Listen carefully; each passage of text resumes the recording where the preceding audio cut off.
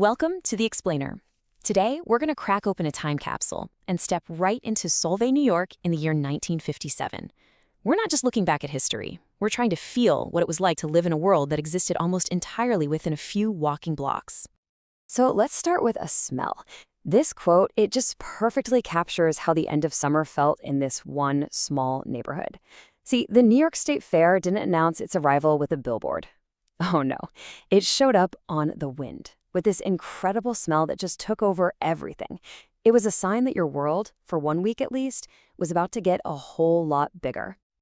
And that really gets to the heart of what we're talking about today. It's this deep dive into a time of unbelievable density, not just of people, but of experiences, of relationships, of an entire community all packed into one tiny village. Our journey really begins at the center of this universe, the front steps of a two-family flat at 500 2nd Street. This wasn't just some address. It was the observation deck, the front row seat for an entire community. And here is the crew. You know, a single photograph just captures the whole dynamic, doesn't it? That stoop wasn't just an entrance. It was the stage where the lives of the Montreal family and their neighbors, like Emilio and Mary, all tangled together. Every single day, it was, for all intents and purposes, the neighborhood's living room. And you know, even the house itself, its very architecture, it played a huge role in shaping these vivid memories. For a young John Montreal, the upstairs porch wasn't just a porch. No, it was his sanctuary from those wild summer storms, a totally safe place to just watch the lightning crack across the sky. And get this, the whole idea of a grocery store was completely different. The paesani supermarket, as they called it, was basically a two-part system. You had the backyard, which was like this immediate free snack bar with sun-warmed tomatoes, and then you had the street curb, which would just transform into this roving market the second the Huckster Truck rolled up. But life wasn't always this perfect, rosy picture. You know, behind the scenes, there were some very real anxieties. Imagine hearing this terrifying warning from a landlord, and it's not delivered to your mom or dad. No, it's delivered to you, a little boy who's been tasked with carrying the rent money. That's a heavy, heavy burden, and a stark reminder of how fragile things could be just beneath the surface. Okay, so let's zoom out a little bit now, from this one house to the whole village, and look at the institutions and the routines that really set the beat of daily life for everyone. So that Huckster Truck we just mentioned, it wasn't just a delivery service. It was basically a mobile classroom on where your food comes from. The whole process of buying a live chicken for Sunday dinner was a ritual. It was this really raw, visceral lesson that connected the transaction on the street corner directly to the meal on your plate. So beyond the home, life pretty much revolved around a few essential stops.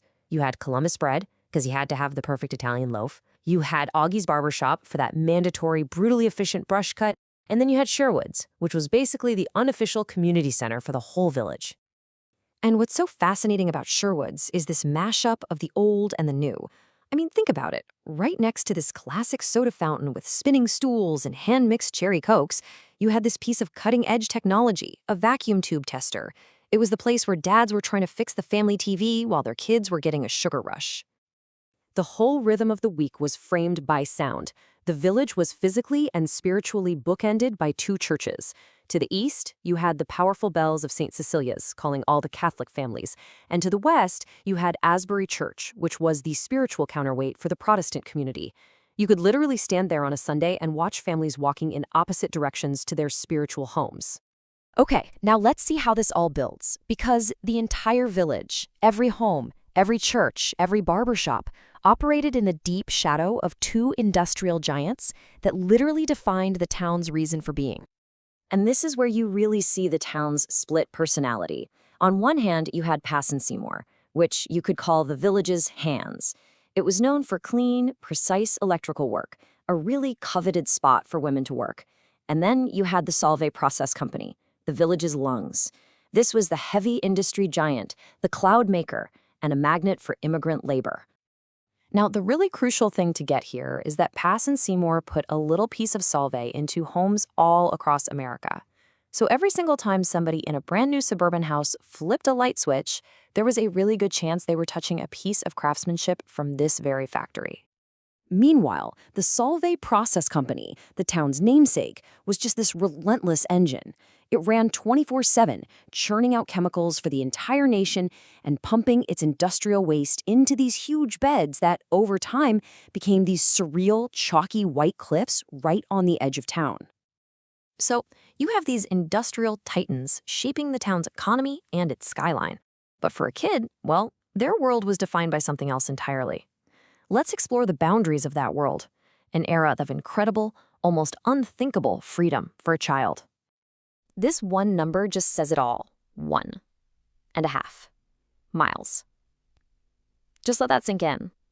That was the unsupervised roaming range for a kid under the age of 5. With so few cars on the street, the world was just a fundamentally safer, more open place to explore. So, what did that freedom actually look like? Well, it meant a little boy like John Montreal could just take off on these solo adventures. A walk all by himself to his aunt's house, a hike over the railroad tracks down to the Erie Canal, and then spend the day fishing and grabbing tart crab apples off the trees. All of it completely on his own. The biggest adventure of them all, though, was the one that came right to their doorstep. The New York State Fair. It didn't arrive, it announced itself. First as a sound, this distant boom of calliope music, just drifting over the rooftops, this magical, chaotic soundtrack that just drowned out the familiar factory hum. And then came the smells. It was like an invasion of the senses. The wind would just carry this unbelievable mix of sizzling sausage and onions, super sweet cotton candy, and that earthy smell from the animal barns. For the kids in that neighborhood, it was pure, delicious torture. And finally, of course, was the promise of the taste. The fair held these incredible wonders, like the art of a simple roasted potato drenched in butter that somehow became a culinary masterpiece. It was this thrilling, incredible world of flavors waiting just beyond their fence. So when you put all these pieces together, the stoop, the factory, the church bells, the fair, what does it all tell us? What we're left with is a portrait of a world that feels so familiar in some ways, and yet is profoundly, deeply different from our own. You see, this snapshot of Solvay in 1957, it's not just about being nostalgic. It's a prompt. It asks us to really think about the trade-offs we've made. In moving forward, in gaining all of our modern convenience and global connection, what parts of community, what parts of freedom, what rhythms of daily life might we have accidentally left behind? It's definitely something to think about.